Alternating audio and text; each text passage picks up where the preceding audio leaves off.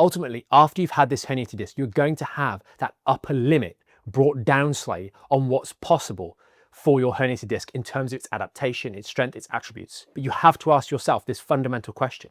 Had you reached anything like the peak that was available before you injured your herniated disc? There is a significantly small number of the population that will have anything like the resources, time, effort, energy, money, etc.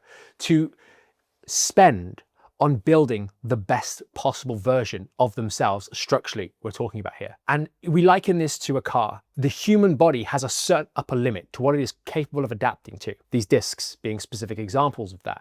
And if we liken this to a car that can go up to 220 miles per hour, most elite athletes might well be driving close to the 200 miles an hour. But for the vast majority, you watching this video right now, maybe you're just an ordinary person that doesn't particularly do any major activities. You might only have been driving that car, what's possible, your discs round at 30 miles an hour on a daily basis. The person that is recreationally, exploring certain sports might well be pushing themselves to 50 to 80 miles per hour. But the simple fact of the matter is we're leaving so much on the table, and you need to be honest with yourself as to whether you have actually done anything before you actually got this injury to improve and build the best quality to that lower back prior to this injury. And that should often reveal an answer that is no, I've not done anything like that. I have been driving around at 30 miles an hour. You have no evidence to suggest where that limitation lies.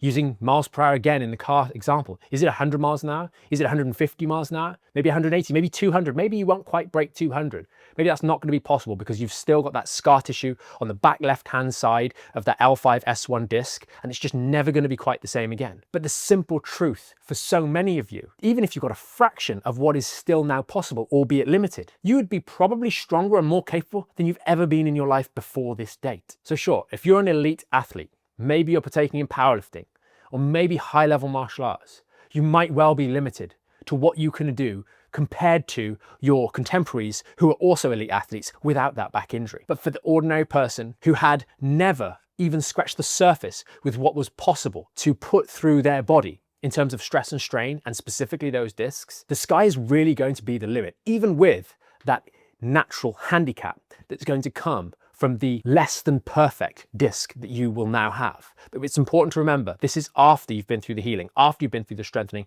and recovery process. So quite frankly, these structural limits, my disc is never going to be the same again, are only ever going to be limitations up here rather than down here.